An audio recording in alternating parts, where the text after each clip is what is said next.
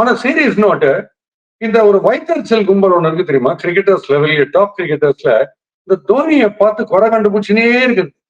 என்னைக்கான அவர் இன்னொருத்தர் பேரை சொல்லி ஒரு குறையா யாருக்கிட்டயா சொல்லுகிற பாத்தீங்கன்னா தெரியும். ஒண்ணு பாராட்டுவார். பேட்டிங்ல நான் ரொம்ப ரசிக்கிறது விராட் கோலின்னு. பெஸ்ட் பேட்டர்னா சச்சின் டெண்டுல்கர்லாம் சொல்லுவார். ஆனா நெகட்டிவா ஒருத்தரை பத்தி ஒரு பேச்சு வரையும் நான் பார்த்தே கிடையாது. ஓகே. அப்போ இப்போ வீரேந்தர் சேவகோட லேட்டஸ்ட் ஸ்டேட்மெண்ட் நீங்க என்ன பார்த்தோம்னா, நான் ஒரு பால்ல என்ன அடிப்பனோ அது தோனி 10 பால்ல அடிக்கிறாரு அப்படின்னு சேவாக் சொல்லிக்கிறாரு. ஆக்சுவலா நான் அவருக்கு என்ன சொல்றேன்னா, நீங்க ஒரு பால் அடிக்கிறீங்கல்ல, நீங்க அடிக்கிற அந்த பால் கிடைச்சிருக்குது திருப்பி அடுத்த பால் போடுறதுக்கு. தோனி அடிக்கிற பால் கிடைக்க மாட்டேங்குது.